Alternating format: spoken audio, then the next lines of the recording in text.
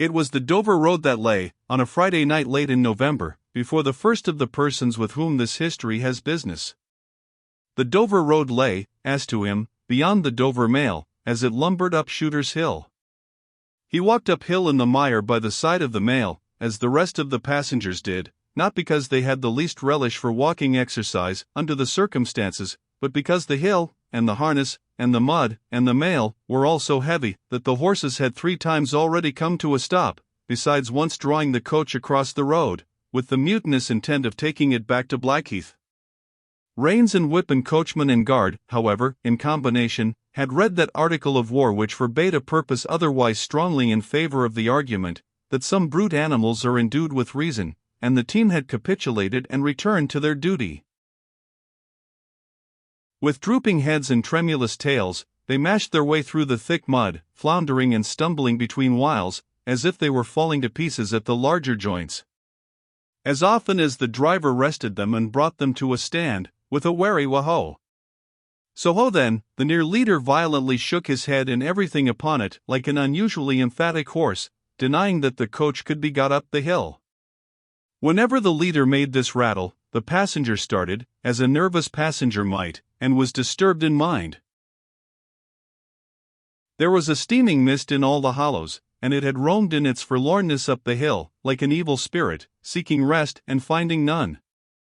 A clammy and intensely cold mist, it made its slow way through the air in ripples that visibly followed and overspread one another, as the waves of an unwholesome sea might do. It was dense enough to shut out everything from the light of the coach lamps but these its own workings, and a few yards of road, and the reek of the laboring horses steamed into it, as if they had made it all. 2 other passengers, besides the one, were plodding up the hill by the side of the mail. All 3 were wrapped to the cheekbones and over the ears, and wore jackboots. Not one of the 3 could have said, from anything he saw, what either of the other 2 was like, and each was hidden under almost as many wrappers from the eyes of the mind, as from the eyes of the body, of his 2 companions. In those days, travelers were very shy of being confidential on a short notice, for anybody on the road might be a robber or in league with robbers. As to the latter, when every posting-house and alehouse could produce somebody in the captain's pay, ranging from the landlord to the lowest stable nondescript, it was the likeliest thing upon the cards. So the guard of the Dover Mail thought to himself, that Friday night in November, 1775, lumbering up Shooter's Hill, as he stood on his own particular perch behind the mail, beating his feet, and keeping an eye and a hand on the arm-chest before him, where a loaded blunderbuss lay at the top of 6 or 8 loaded horse pistols, deposited on a substratum of cutlass. The Dover Mail was in its usual genial position that the guard suspected the passengers suspected one another and the guard, they all suspected everybody else, and the coachman was sure of nothing but the horses, as to which cattle he could with a clear conscience have taken his oath on the 2 testaments that they were not fit for the journey. "Wah-ho," said the coachman. "So, then. One more pull and you're at the top and be damned to you, for I have had trouble enough to get you to it, Joe." "Hullo," the guard replied.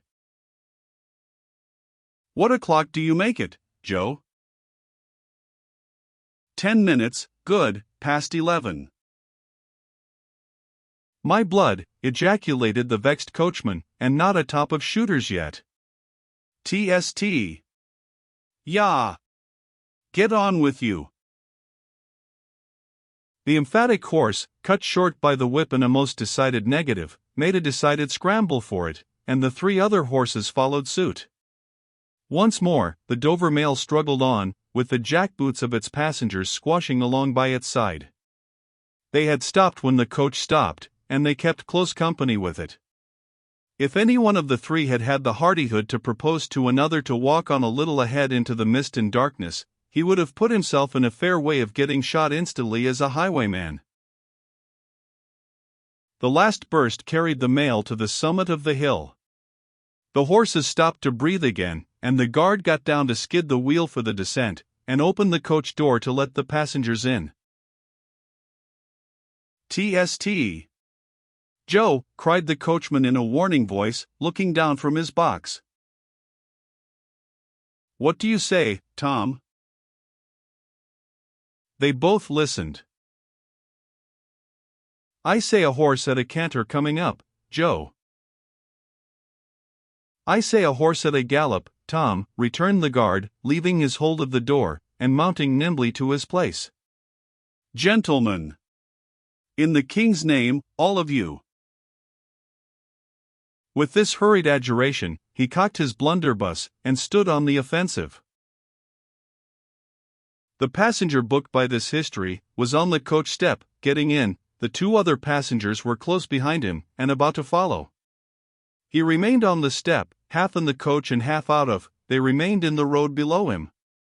They all looked from the coachman to the guard, and from the guard to the coachman, and listened. The coachman looked back and the guard looked back, and even the emphatic leader pricked up his ears and looked back, without contradicting. The stillness consequent on the cessation of the rumbling and laboring of the coach, added to the stillness of the night, made it very quiet indeed.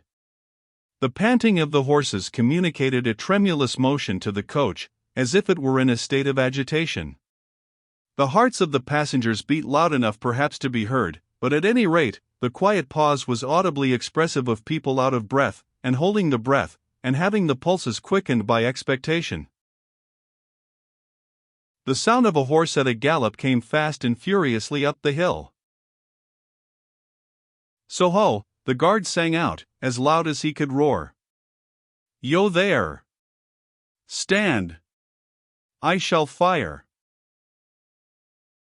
The pace was suddenly checked, and, with much splashing and floundering, a man's voice called from the mist, "Is that the Dover mail?" "Never you mind what it is," the guard retorted. "What are you?" "Is that the Dover mail?" "Why do you want to know?" "I want a passenger, if it is." "What passenger?" "Mr. Jarvis Lorry." Our booked passenger showed in a moment that it was his name.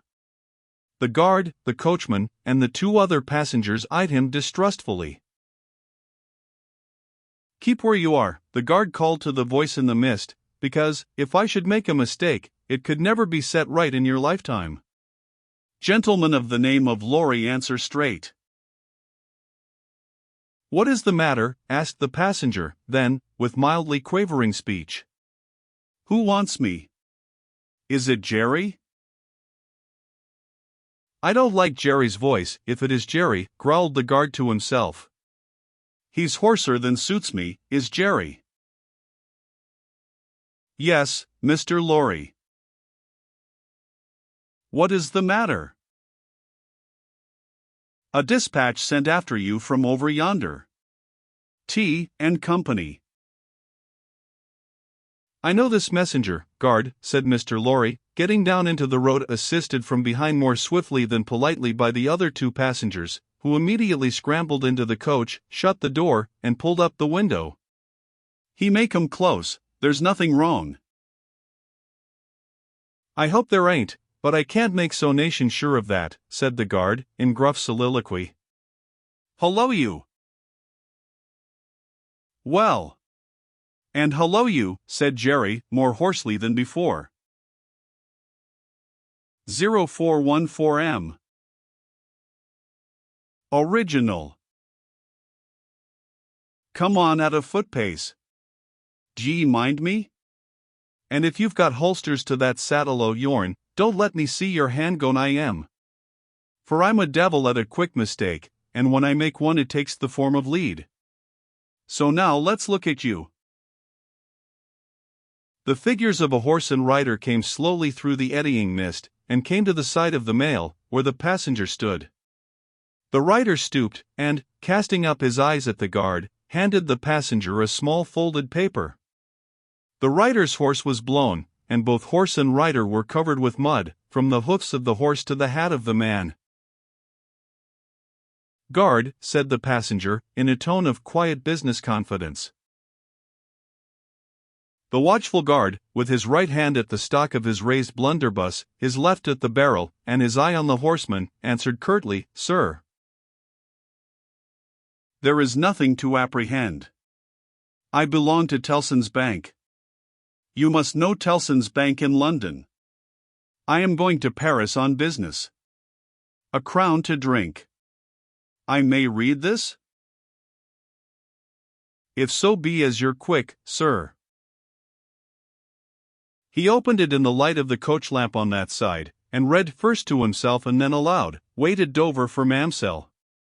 It's not long, you see, guard." Jerry, say that my answer was, recalled to life. Jerry started in his saddle. That's a blazing strange answer, too, said he, at his hoarsest. Take that message back, and they will know that I received this, as well as if I wrote. Make the best of your way. Good night. With those words the passenger opened the coach door and got in, not at all assisted by his fellow passengers, who had expeditiously secreted their watches and purses in their boots, and were now making a general pretense of being asleep, with no more definite purpose than to escape the hazard of originating any other kind of action. The coach lumbered on again, with heavier wreaths of mist closing round it as it began the descent. The guard soon replaced his blunderbuss in his arm-chest, and, having looked to the rest of its contents, and having looked to the supplementary pistols that he wore in his belt, looked to a smaller chest beneath his seat, in which there were a few smith's tools, a couple of torches, and a tinder-box. For he was furnished with that completeness that if the coach lamps had been blown and stormed out, which did occasionally happen, he had only to shut himself up inside, keep the flint and steel sparks well off the straw, and get a light with tolerable safety and ease, if he were lucky, in 5 minutes. Tom, softly over the coach roof. Hullo, Joe. Did you hear the message? I did, Joe.